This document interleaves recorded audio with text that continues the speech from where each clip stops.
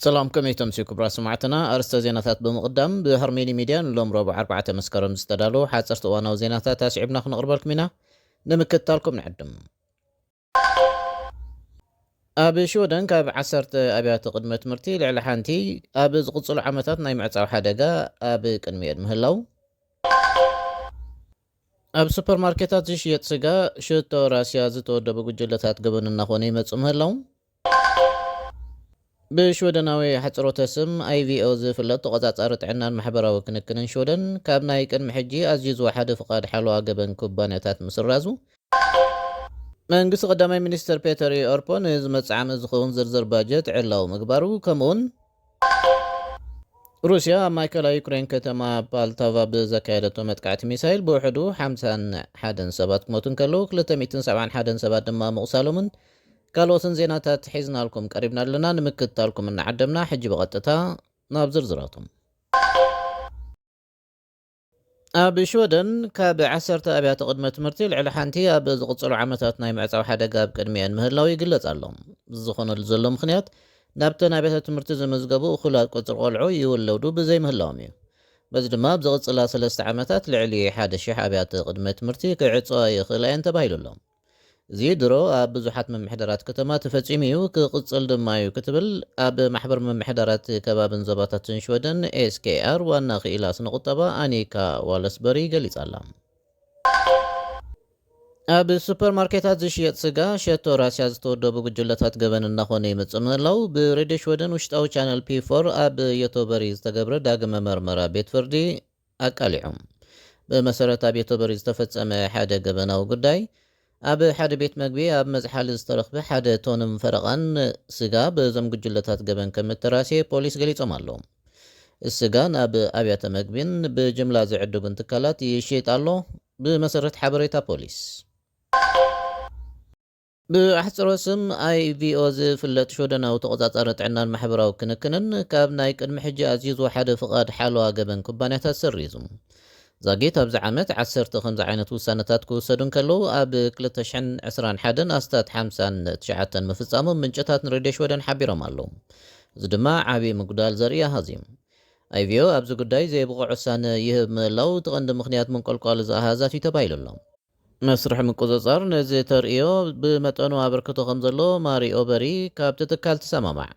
ንሳ ኣብ ገለ ኣጋጣሚታት ኣብዚ ጉዳይ ውሳነ ንምሃብ ኣዝዩ ግዜ ከም ዝወስደሎም ወሲኻ ገሊጻ ኣላ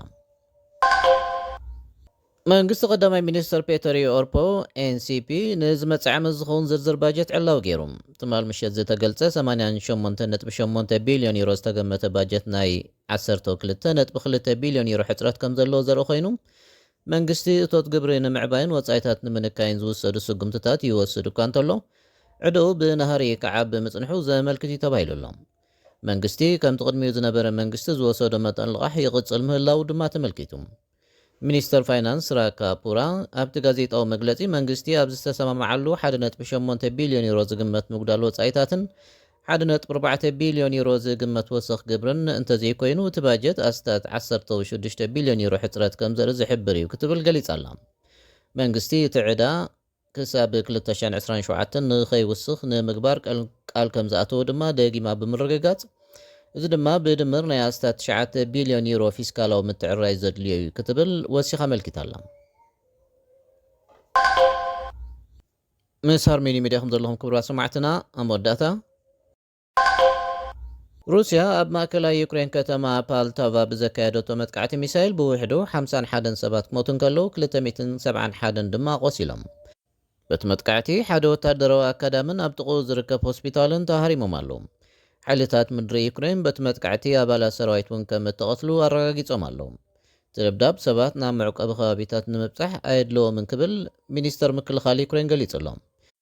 ፕሬዚደንት ዩክሬን ቮሎዲሚር ዘለንስኪ ነቲ ደብዳብ ኣዝዩ ረሳሕ ስራሕ ሩስያ እዩ ኢሉ ድሕሪ ምውዳቕ ሕነኽፈዲ ምዃኑ ቃላት የሎም ዩክሬን ናይ ገዛ ርእሳ ናይ ነዊሕ ርሕቀት ሚሳይል መጥቃዕቲ ብምክያድ ንነብሳ ክትከላኸልን ክለኣየራ ክትሕሉን ሓገዝ ክግበረለኻ ደጋጊሙ ጻውዒት ኣቕሪቡሎም ሞስኮ ብዛዕባ እቲ መጥቃዕቲ ዛጊት ዝኾነ ርእይቶ ኣይሃበትን ኣላ